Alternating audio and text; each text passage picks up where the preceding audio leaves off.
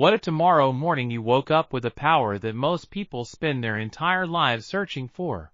Imagine opening your eyes and having complete control over every word that leaves your mouth, every emotion that rises within you, every dollar that passes through your hands, and every thought that enters your mind.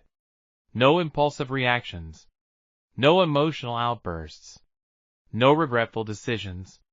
Just clarity, discipline, and inner strength. Sounds impossible? That's exactly what most people think. Yet more than 2,000 years ago, there was a man who believed this level of mastery wasn't some fantasy. In fact, he believed it was the only path to true freedom. His name was Epictetus. And here's the remarkable part. He wasn't born into wealth.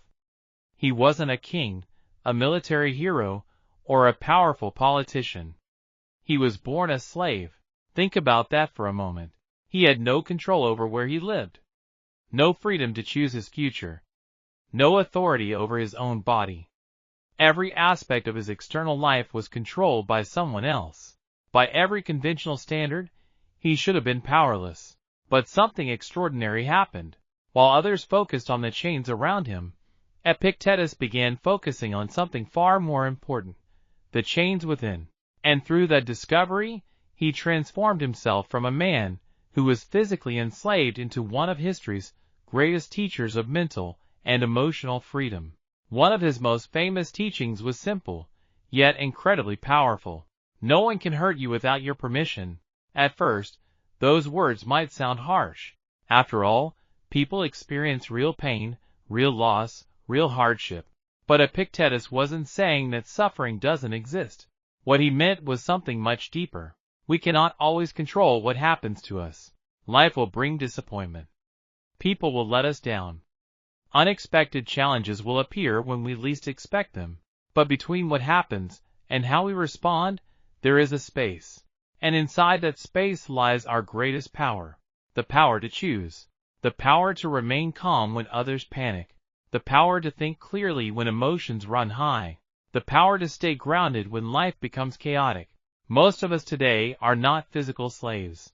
Yet if we're honest, many of us are trapped in ways that are just as limiting. We're trapped by words we wish we could take back. We're trapped by emotions that hijack entire days. We're trapped by spending habits that keep us stressed and overwhelmed. And perhaps most of all, we're trapped by thoughts that endlessly replay fear, doubt, anxiety, and worst-case scenarios. Have you ever replayed the same conversation in your head for hours? Have you ever spent money hoping it would make you feel better, only to feel worse afterward? Have you ever allowed one bad moment to ruin an otherwise good day? If so, you're not alone. Millions of people fight these battles every single day. But what if the wisdom that freed a Roman slave could also free you? What if the areas of your life that currently feel most out of control could become your greatest strengths? What if your mouth, your mood, your money, and your mind became the very tools that helped you build an extraordinary life? The ancient Stoics understood something that modern society has largely forgotten. Real wealth is not measured by how much money you have. It is measured by how much control you have over yourself. Real power is not the ability to dominate other people. It is the ability to master your own impulses. And true freedom is not having unlimited choices. It is having the discipline to make the right choices consistently. Every day presents opportunities to practice this philosophy. Someone cuts you off in traffic. You can react with anger, or you can practice self-control. You feel the urge to buy something you don't need. You can give in immediately, or you can strengthen your financial discipline. A wave of fear or self-doubt enters your mind. You can let it consume you, or you can choose a different response. These moments may seem small, but they are the training ground where personal mastery is built. One decision at a time, one thought at a time, one response at a time. And here's the beautiful thing about Stoicism. It never demands perfection. The Stoics understood that being human means struggling. Even Marcus Aurelius, the emperor of Rome and arguably the most powerful man in the world, wrestled with the same emotional battles we face today. Every day, he reminded himself of a truth that still resonates centuries later. You have power over your mind, not outside events. Realize this, and you will find strength. Think about how different life becomes when you truly understand those words. This isn't about becoming cold. It's not about suppressing your emotions. It's not about pretending nothing affects you. It's about becoming so rooted in your values, your character, and your purpose that external chaos can no longer shake your foundation. When you control your mouth, your words become intentional instead of impulsive. When you control your mood, you stop becoming a victim of your emotions and start becoming their guide. When you control your money, it transforms from a source of stress into a tool for freedom and peace. And when you control your mind, you stop being a prisoner of your thoughts and become their author. Over the next few minutes, we're going to explore these 4 powerful pillars of self-mastery. You'll discover ancient wisdom that feels surprisingly modern. You'll learn practical tools you can start applying immediately. And most importantly, you'll begin to see that the life you've always wanted may not require changing your circumstances. It may simply require mastering yourself within them. But here's the challenge. This only works if you're willing to stay engaged. Each lesson builds upon the last. Each principle strengthens the next. So don't skip ahead. Stay with me until the end, because what you're about to learn has the potential to change the way you think, feel, speak, and live. If you're ready to take back control of your life, let me know in the comments. Which of these 4 areas do you struggle with the most? Your mouth, your mood, your money, or your mind? And if you're committed to becoming stronger, wiser, and more disciplined, make sure you're subscribed because this journey of self-mastery is only beginning. Share this with someone who needs to hear it, because real power doesn't begin with changing the world. It begins with changing yourself. And before we continue, type this affirmation below. I am the master of my mouth, my mood, my money, and my mind. Now let's begin with the first pillar of personal power. Master your mouth, the gateway to wisdom. There's an ancient saying that has survived for generations. The tongue is a small thing, but what enormous damage it can do. Yet most people misunderstand the true meaning behind those words. Your mouth is not only capable of hurting others, it is constantly shaping the person you are becoming. Every sentence you speak is either building your future character or slowly tearing it apart. The Stoic philosopher Seneca understood this deeply. For years, he observed the power of speech within the Roman Senate. He watched reputations rise and fall because of a single sentence. He witnessed friendships strengthened through thoughtful communication and destroyed through careless words. Over time, he came to realize something profound. Words are never just words. They are decisions. They are reflections of character. And they reveal who we truly are when no mask can hide us. Seneca spent years observing human nature in action. He watched careers rise because of a single well-chosen sentence. He watched others collapse because of a few careless words spoken at the wrong moment. He saw friendships destroyed by thoughtless remarks, while strong alliances were built through patience, wisdom, and thoughtful communication. Yet among all the lessons he learned from observing others, the most important lesson came from observing himself. Seneca once wrote, "Every new beginning comes from some other beginning's end." And perhaps nowhere is that more true than in the words we speak. Every time you open your mouth, one version of yourself ends, and another begins. Every sentence is a choice. Every conversation is an opportunity to become either a wiser person or a more impulsive one. So the real question is this: are your words helping you become someone you respect? Think back to a moment when anger got the better of you. Maybe it happened during an argument. Maybe someone pushed your patience too far. Maybe frustration exploded before reason had a chance to intervene. And almost immediately afterward, regret arrived. We've all been there. In those moments, we experience firsthand the incredible power of uncontrolled speech. The words leave our mouths before wisdom can catch up. The damage is done before we have time to reconsider. But now imagine something different. Imagine if every word you spoke was chosen deliberately instead of released automatically. Imagine if your responses came from intention rather than impulse. This was exactly what the Stoics practiced. They developed a simple yet remarkably powerful habit known as the pause. Before speaking, especially during emotional situations, they trained themselves to stop for a brief moment. Not forever. Just long enough to allow wisdom to enter the conversation. And during that pause, they ask themselves three simple questions. Is it true? Is it helpful? Is it kind? Notice how powerful those questions are. Not complicated, not philosophical, just practical. If the answer to any one of those questions was no, they chose silence instead. Because sometimes the strongest response is not speaking at all. But mastering your mouth isn't simply about avoiding harmful words. It's also about using positive words intentionally. Every sincere compliment does more than brighten someone else's day. It trains your own mind to notice what is good. Every encouraging word does more than uplift another person. It teaches your brain to focus on possibilities instead of obstacles. Over time, the way you speak changes the way you think. Marcus Aurelius understood this deeply. In his journal, he wrote, "Be like the rocky headland on which the waves constantly break. It stands firm, and around it the seething waters are laid to rest." Picture that image for a moment. A solid rock standing unmoved as wave after wave crashes against it. The storm rages, the water churns, yet the rock remains steady. Your words can become that rock. In a world filled with reactive communication, emotional outbursts, and endless noise, your calm and thoughtful speech can become a source of stability for everyone around you. People remember those who bring peace into chaos. They remember those who speak with wisdom when everyone else is reacting. And here's a simple practice that can begin transforming your relationships immediately.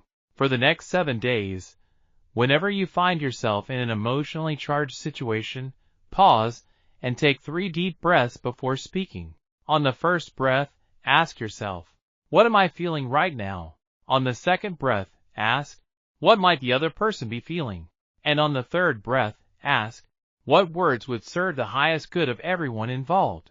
This small exercise may sound simple, but its effects can be profound. Because the remarkable thing about mastering your mouth is that it creates a powerful feedback loop. When you speak with intention, people respond differently. They listen more carefully. They trust you more deeply. They seek your advice more often. Not because you're manipulating them. Not because you've learned some secret communication trick. But because you become someone worth listening to. And perhaps the greatest benefit of mastering your speech has nothing to do with other people at all. It has everything to do with your relationship with yourself. Every time you keep a promise you made out loud, you strengthen self-trust. Every time you speak to yourself with kindness instead of criticism, you reshape your self-image. Every time you refuse to gossip, complain, or waste energy on things outside your control, you redirect that energy towards something meaningful. Never forget this. Your words don't simply express your thoughts. They shape them. The language you use every day becomes the framework through which your mind views reality. Speak constantly about problems, and your mind learns to search for more problems. Speak consistently about possibilities, gratitude, growth, and wisdom, and your mind gradually begins operating from those patterns automatically. You truly become what you repeatedly say. The mouth is the bridge between your inner world and the world around you. It is the gateway through which thoughts become actions and intentions become reality.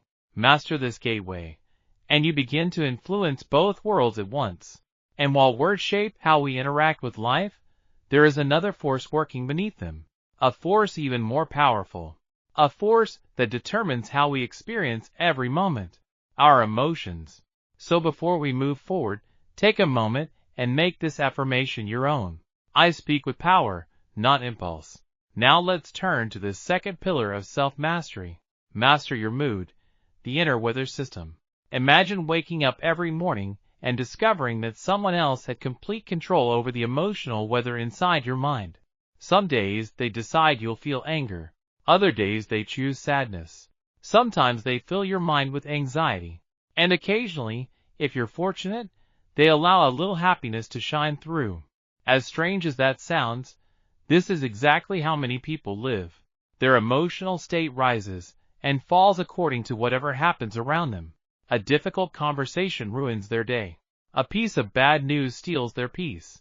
A small inconvenience triggers frustration. Their inner world becomes completely dependent on external circumstances. But what changed everything for me, and what the Stoics discovered more than 2,000 years ago, is this. You are not merely the victim of your emotions. You play a role in creating them. One of the most powerful examples of this truth comes from Viktor Frankl, psychologist, author, and Holocaust survivor. Frankl endured circumstances so horrific that most of us can barely imagine them. Yet within that unimaginable suffering, he discovered something extraordinary, something that perfectly echoes Stoic wisdom. He said, "Between stimulus and response, there is a space. In that space is our power to choose our response. In our response lies our growth and our freedom." Think carefully about that space, because as you listen to these words right now, that space exists inside you as well. It exists between every challenge and every reaction, between every trigger and every emotion, between what happens to you and what you choose to do next, between every event that happens to you and every emotion you experience. There is a moment. Sometimes that moment lasts only a fraction of a second. Sometimes it's so brief that you barely notice it. Yet within that tiny space lies one of the greatest powers you possess, the power to choose. The Stoics call this the discipline of desire. And despite what many people assume, it isn't about wanting less from life. It isn't about suppressing ambition or becoming indifferent to everything around you. Instead, it's about learning to appreciate what you already have, accepting what cannot be changed, and directing your energy toward the things that can. When you develop this discipline, something remarkable begins to happen.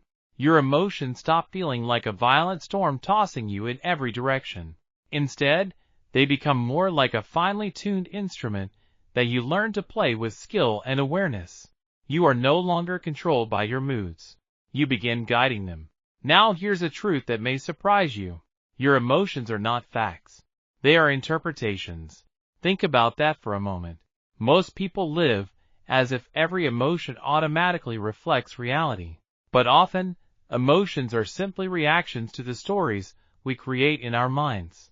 Imagine sending someone a message. Hours pass. No response. The situation itself is neutral. Nothing has actually happened. Yet almost instantly, your mind begins creating explanations. Maybe they're ignoring me. Maybe they're upset with me. Maybe I did something wrong. Maybe they don't care anymore. Notice what happened. The facts never changed. Only the story did. But what if you chose a different story? What if they're busy? What if their phone battery died? What if they're occupied with something important? What if they're planning something thoughtful and simply haven't responded yet? The external situation remains exactly the same. Only your interpretation changes. And with it, your emotional experience changes as well. Marcus Aurelius practiced this principle every single day. He reminded himself constantly, "You have power over your mind, not outside events." Realize this, and you will find strength. Every morning, before facing the responsibilities of ruling an empire, he prepared himself mentally. He expected challenges. He expected difficult people. He expected frustration, inconvenience, and uncertainty. But rather than fearing these things, he welcomed them as opportunities to strengthen his emotional discipline. Every challenge became training. Every difficult interaction became practice. Every obstacle became another chance to grow stronger. Try this exercise for yourself. Think about something that has been bothering you recently. Perhaps it's a relationship issue, a financial concern, a work problem, or maybe a fear about the future. Now ask yourself, what story am I telling myself about this situation? Be honest. Then ask a second question. What is another possible interpretation? And finally ask, which interpretation serves my highest good? This is where transformation begins, because sooner or later, you realize something powerful. You have been writing the story of your emotional life all along. You simply didn't realize you were holding the pen. But mastering your mood does not mean pretending everything is wonderful. It doesn't mean forcing yourself to smile when you're hurting. And it certainly doesn't mean ignoring reality. Stoicism is not toxic positivity. It's wisdom. It's the ability to choose responses that strengthen you rather than weaken you. When anger appears, you don't have to suppress it, and you don't have to unleash it recklessly. Instead, you can channel that energy toward constructive action. You can let it motivate positive change. When sadness appears, You don't have to drown in it. You can allow it to deepen your understanding of yourself and your compassion for others. Every emotion contains information. The key is learning how to use that information wisely. The Stoics practiced a beautiful habit called evening reflection. At the end of each day, they would sit quietly and review their experiences. They would ask themselves, what emotions did I experience today? Which emotions served me? Which emotions controlled me? How could I respond more wisely tomorrow? Simple questions, yet powerful enough to transform a life over time. And something incredible begins to happen when you practice this consistently. You stop fearing your emotions, because you know you can handle them. You stop avoiding difficult conversations, because you trust yourself to navigate them. You stop running from uncomfortable situations, because you know discomfort is not the enemy. Gradually, you become the calm center inside the storm, the person others look to when things become chaotic, the person who remains grounded when everyone else is reacting emotionally. This quality becomes invaluable in relationships. It becomes invaluable in leadership. It becomes invaluable in every area of life. Always remember this. Every emotion is information, not instruction. Anger tells you something matters. Fear tells you something deserves attention. Sadness tells you something meaningful has been lost. But none of those emotions get to make your decisions for you. That responsibility belongs to you alone. Your mood is like an internal weather system. And just as a skilled meteorologist learns to predict weather patterns, prepare for storms, and understand changing conditions, you can learn to understand the emotional climate within your own mind. You may not control every cloud that appears, but you can absolutely influence how you respond when it does. If you're ready to take ownership of your emotional world, make this affirmation your own. I control my emotions. They do not control me. And now, having explored the mastery of words and emotions, we arrive at another area that quietly shapes almost every aspect of life. Money, not merely as currency, but as a reflection of values, priorities, and self-discipline. Number 3. Master your money, the tool of freedom. Money reveals more about a person than almost anything else, because money is far more than paper, numbers, or transactions. It represents your time, your energy, your choices, your priorities. And the way you manage it often determines whether you live as a free person or become a servant to your own desires. Seneca understood this better than most. Although he was one of the wealthiest men in Rome, he famously wrote, "It is not the man who has too little, but the man who craves more, who is poor." This wasn't merely philosophy. It was how he lived. Despite possessing enormous wealth, Seneca regularly practiced voluntary discomfort. He would sleep on hard floors. He would eat simple meals. He would temporarily give up luxuries. Why? Because he wanted to remind himself of an important truth. His happiness did not depend on comfort. His peace did not depend on possessions. And his freedom did not depend on luxury. Which brings us to a difficult truth many people prefer to avoid. If you cannot control your spending, you cannot fully control your life. Every purchase is a decision. Every decision moves you in one of two directions, toward freedom or toward dependence. There is very little middle ground. But don't misunderstand what money mastery means. It is not about becoming cheap. It is not about denying yourself every pleasure. And it is not about living a life of constant sacrifice. True financial wisdom is something much deeper than that. True financial mastery is not about denying yourself everything you enjoy. It's about making sure your money serves your values, rather than allowing your values to be controlled by money. There is a huge difference. When you buy something because you're lonely, bored, stressed, or trying to impress other people, money is controlling you. Your emotions are making the decision.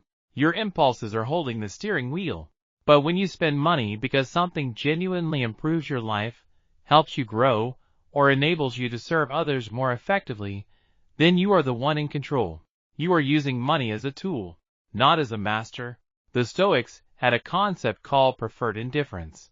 These were things that were generally good to have, but were never considered essential to happiness or personal worth. Money belonged in this category. Of course, it's better to have financial resources than to struggle without them. But money should never become the thing that determines your identity, your peace, or your self-respect.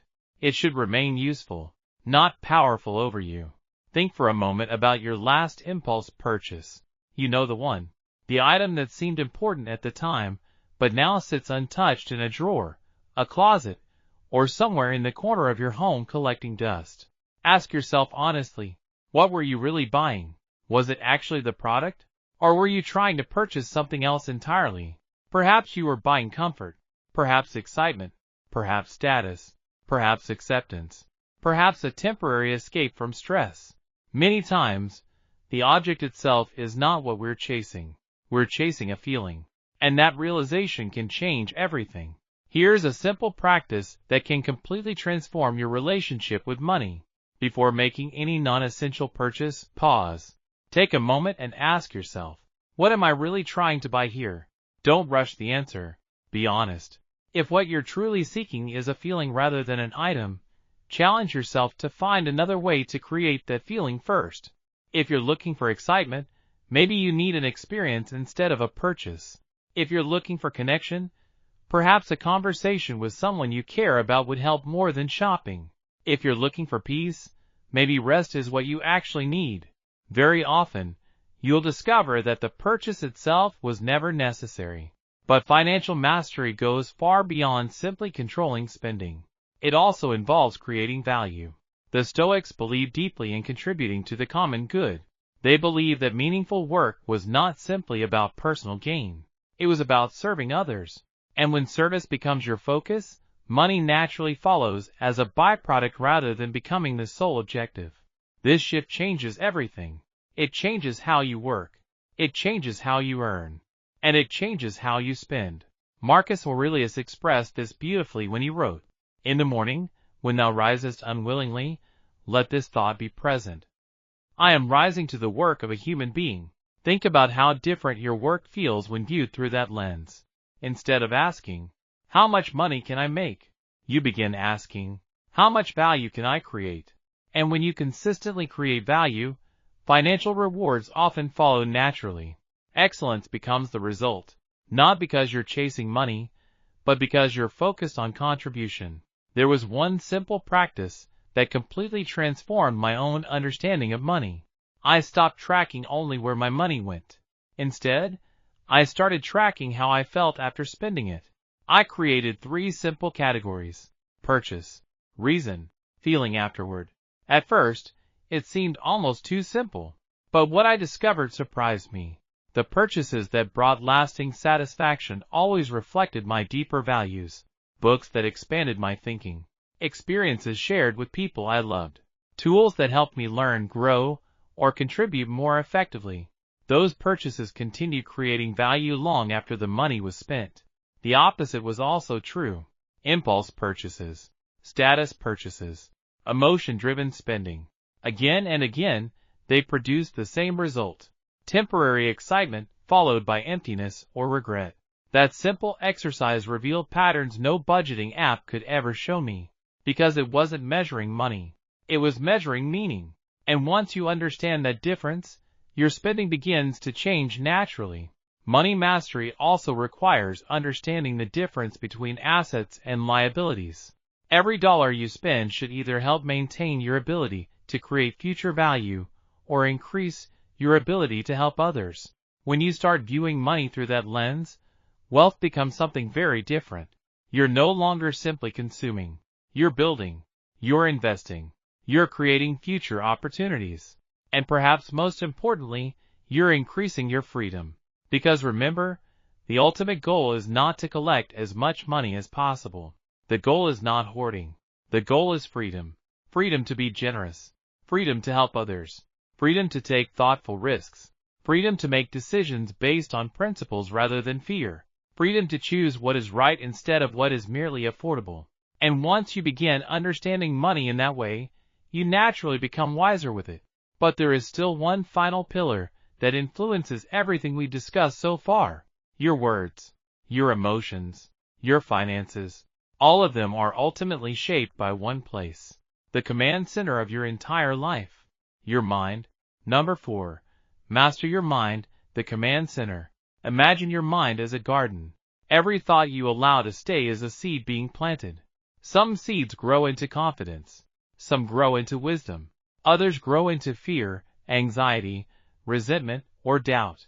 The question is simple. What kind of harvest do you want your mind to produce?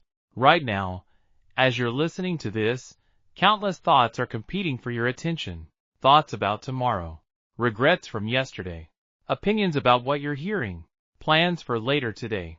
Worries that haven't happened. Problems that may never happen. Most people spend their entire lives watching this mental traffic flow endlessly through their minds. And they never realize something important. They have the power to choose which thoughts deserve their energy. Epictetus understood this deeply. When he taught that true wealth consists not in great possessions, but in having few wants, he wasn't only speaking about material things. He was also speaking about mental wealth, because a peaceful mind is one of the greatest forms of wealth a person can possess. The moment you stop entertaining every thought that knocks on the door of your consciousness, you become richer in focus, richer in clarity, richer in peace. Think about it this way. You would never allow strangers to walk into your home, rearrange your furniture, and take control of your living space. Yet many people allow random thoughts to enter their minds and completely rearrange their emotional state. One negative thought appears. It stays. It grows. And before long, it has the power to ruin an entire day. Not because it was true, but because it was given permission to remain. The Stoics recognized this danger. That's why they practiced something called prosoke, a disciplined awareness of the present moment, a continuous observation of the mind, a vigilant watch over the thoughts that enter and leave consciousness. In many ways, it was like becoming the guardian of your own inner world. Not every thought deserves access. Not every thought deserves attention. And not every thought deserves belief. The Stoic practice of watching your thoughts wasn't meditation in the way most people think of meditation today. It wasn't about emptying the mind. It wasn't about escaping reality. It was something far more practical. Imagine yourself as the security guard standing at the entrance of your own mind. Every thought that arrives must pass through your gate. Some deserve entry. Others do not. Your job is to decide which thoughts are allowed to stay and which ones should be turned away. That may sound simple, but it has the power to transform your entire life. Here's a practice you can begin using immediately. For the next 7 days, every time you catch yourself falling into a spiral of negative thinking, stop, pause, take a breath, then ask yourself 2 important questions. Is this thought helping me or hurting me? Is it moving me closer to the person I want to become or further away? Those questions create awareness, and awareness creates choice. If the thought is not serving you, consciously replace it with one that does. Not because you're denying reality, not because you're pretending everything is perfect, but because you're choosing a more useful response. That's an important distinction. Mind mastery is not about toxic positivity. It's not about ignoring problems. It's not about convincing yourself that bad situations don't exist. Instead, it's about choosing productive thoughts over destructive ones. Consider the difference. One person says, "This is terrible. There's nothing I can do." Another says, "This is difficult, but I need to find the best way forward." Same challenge, same circumstances, completely different mental experience. One mindset creates helplessness. The other creates possibility. Marcus Aurelius understood this deeply. In his journal, he wrote, "The universe is change. Our life is what our thoughts make it." Think about the weight of those words. Marcus ruled an empire. He faced wars, political conspiracies, betrayals, disease, constant uncertainty. He couldn't control any of those things, but he understood that there was one territory over which he held complete authority, his own mind. That was his kingdom, and no external force could take it away unless he surrendered it himself. The same is true for you. Every day, your mind creates stories. Stories about what events mean. Stories about what other people think. Stories about what the future might hold. Someone walks past you without smiling. Immediately, your mind may create a story of rejection. Someone doesn't return your call. Your mind invents a story that they're upset with you. traffic slows to a crawl. Your mind creates a story that the entire day is ruined. Your boss asks to speak with you. Suddenly, your mind starts imagining the worst possible outcome. Notice what happened. In every situation, the facts were limited, but the stories multiplied. And those stories often become the source of suffering. Here's the empowering truth. You can rewrite those stories. And you can do it in real time. The person who didn't smile may be struggling with something you know nothing about. The traffic jam may become an opportunity to practice patience or listen to something valuable. The meeting with your boss may lead to encouragement, opportunity, or good news. Nothing external has changed. Only your interpretation has. And often, that's enough to change your entire emotional experience. The ancient Stoics call this the discipline of judgment. It is the practice of separating facts from the stories we tell ourselves about those facts. For example, a fact is that it's raining. A story is that the rain has ruined your day. A fact is that someone disagreed with you. A story is that they don't respect you. A fact is that a challenge appeared. A story is that you're doomed to fail. The more clearly you can separate facts from interpretations, the more power you gain over your emotional life. Because your peace no longer depends entirely on external circumstances. Try this exercise right now. Think about something that has been causing stress recently. Hold it in your mind for a moment. Now separate the facts from the story. What actually happened? And what assumptions have you added on top of those facts? Many people are shocked when they do this. They discover that much of their suffering isn't coming from reality itself. It's coming from the narrative they've built around reality. Your mind is also one of the most powerful problem-solving tools you'll ever possess. But only when you give it proper direction. If you leave it unattended, it often drifts toward worry, toward fear, toward endless worst-case scenarios. Instead of asking, what if everything goes wrong? Try asking, what's the best way to handle this situation? Notice the difference. One question creates anxiety. The other creates action. Your mind loves challenges. It loves solving problems. But it needs leadership. It needs direction. And that direction must come from you. Always remember this. Every thought you repeatedly entertain is shaping the person you are becoming. Thought by thought, decision by decision, day after day. You are literally thinking yourself into existence. So if you're ready to claim responsibility for that process, make this affirmation your own. I am the architect of my mind. Now, after exploring the mastery of speech, emotions, money, and thought, something remarkable begins to happen. These four areas do not improve separately. They begin influencing one another. They create momentum. They create growth. They create a ripple effect that spreads throughout every area of your life. Number 5. The ripple effect. How mastery transforms everything. One of the most beautiful things about personal mastery is that it never stays contained in a single area. Its effects spread. Imagine tuning a musical instrument. When one string is perfectly tuned, the entire instrument begins to sound better. The same thing happens in your life. When you master your mouth, people begin listening differently. Your words carry greater weight, greater wisdom, greater credibility.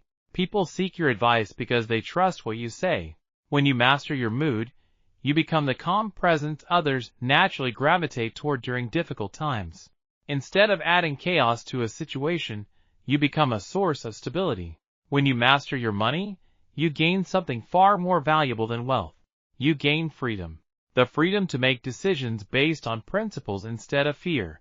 The freedom to choose according to values rather than desperation. And when you master your mind, you begin seeing possibilities where others see only obstacles. You start finding opportunities hidden inside challenges. You start seeing solutions where others see dead ends. But the true magic happens in the connections between these four pillars. Each one strengthens the others. Each victory creates momentum for the next. Let me tell you about Sarah, a single mother who attended one of my workshops last year. When she arrived, she felt completely overwhelmed. Debt was weighing heavily on her shoulders. She found herself constantly losing patience with her children. She worried endlessly about the future, and every night, negative thoughts kept her awake long after she wanted to sleep. She felt trapped, exhausted, and uncertain about how to move forward. Then something began to change. She started applying these principles consistently, not perfectly, just consistently. 6 months later, Sarah sent me a message that I still remember vividly. Her credit card debt had been paid off. She had started a small side business. Her relationship with her children had improved dramatically. But what touched me most wasn't any of those accomplishments. It was the way she described herself. For the first time in years, she felt calm. She felt confident. And most importantly, she felt in control of her own life again. Sarah's transformation wasn't only about paying off debt or improving her finances. What moved her most was something deeper. Her relationship with her children had completely changed. Instead of speaking from frustration, she learned to speak from understanding.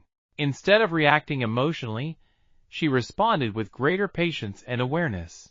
And perhaps most importantly, she told me that she finally felt like herself again.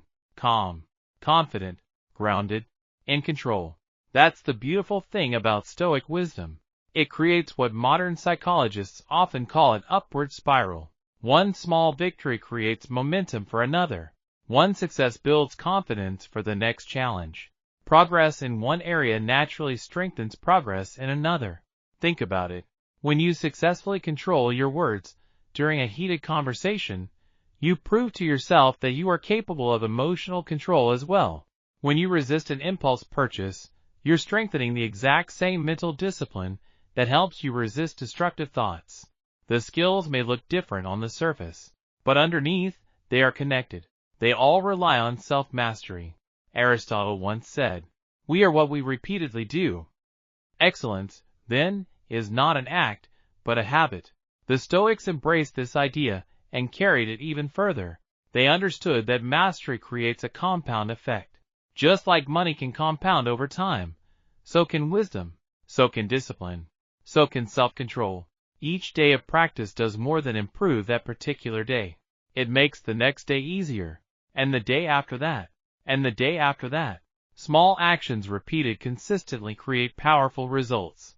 Take a moment and think about who you were 6 months ago.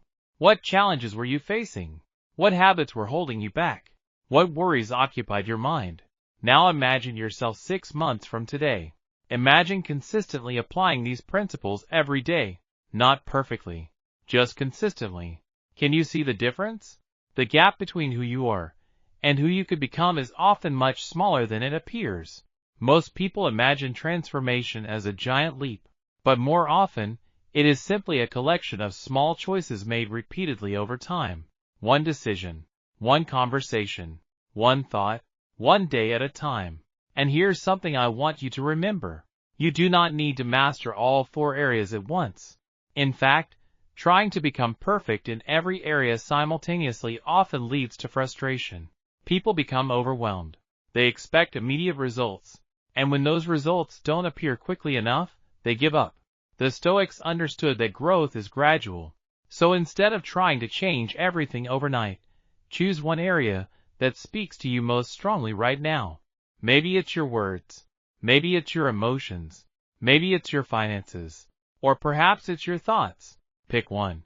Focus on it for the next 30 days. Give it your full attention. Then allow the benefits to naturally spread into the other areas of your life. Because they will. The Stoics believed in a concept called sympathia.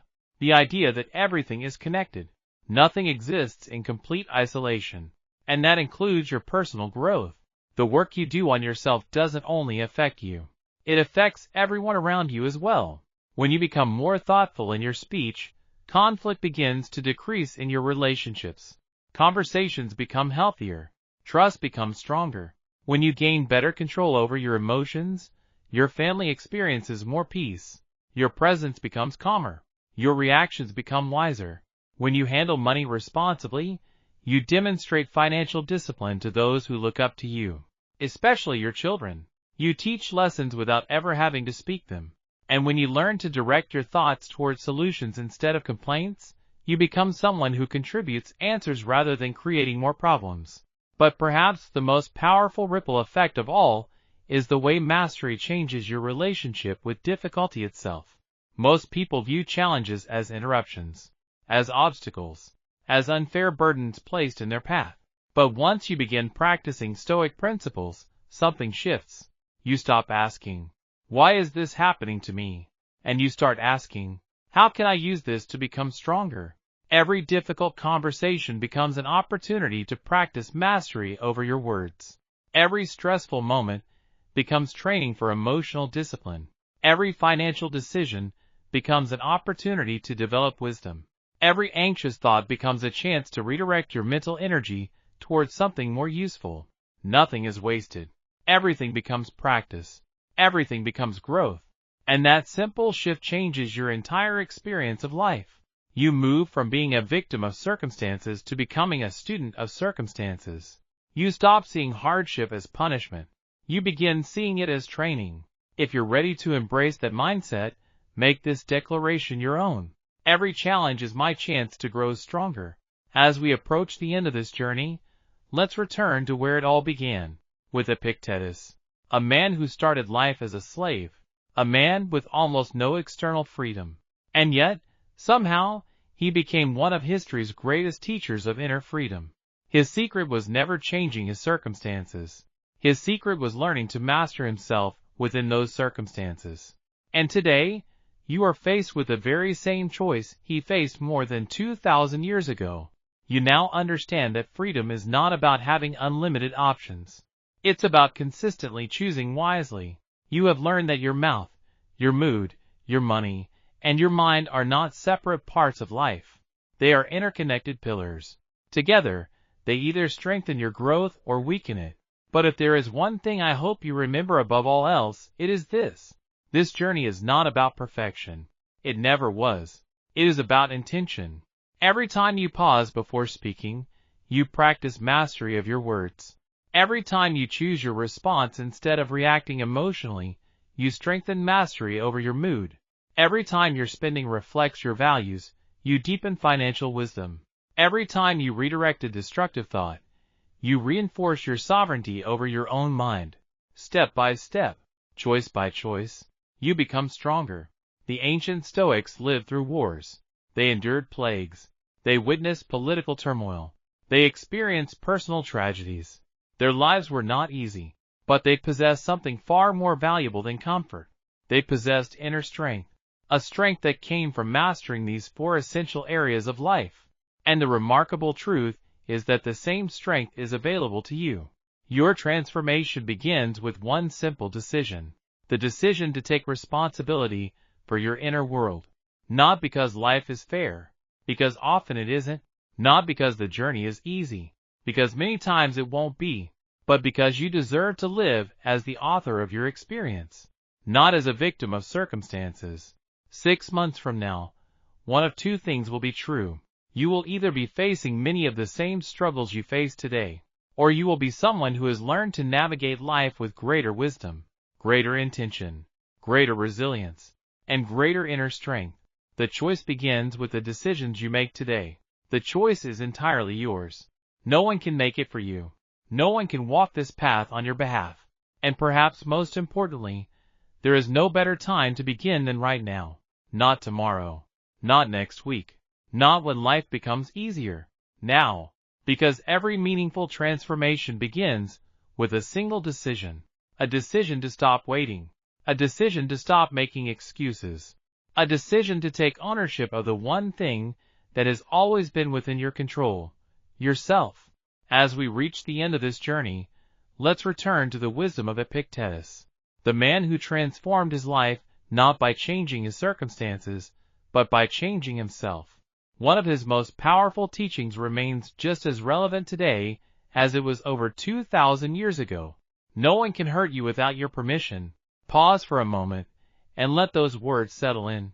How much of your suffering comes from things you've allowed to live rent-free inside your mind? How many times have you handed your peace over to circumstances, to other people, to events beyond your control? Today, you can make a different choice. Today, you can withdraw that permission. Today, you can stop allowing external events to dictate your internal state. Today, you can begin moving from reaction to response, from impulsiveness to intention, from chaos to control, from mental slavery to inner freedom. That journey starts with a single step, and that step starts now. The 4 pillars of mastery are standing before you. Your mouth, your mood, your money, your mind. Each one offers an opportunity to become stronger. Each one offers an opportunity to become wiser. Each one offers an opportunity to become more free. The question is not whether these principles work. The question is whether you are willing to practice them. Because knowledge alone changes nothing. Application changes everything. Imagine your future self 6 months from now. Imagine looking back on this moment. Will you be grateful that you started? Will you be grateful that you chose growth over comfort? Will you be grateful that you decided to take responsibility for your life? Your future self is waiting for the answer. In many ways, your future self is depending on the decision you make today. And if we could somehow look into that timeless realm where great ideas live forever, perhaps the ancient Stoics would be standing there as well.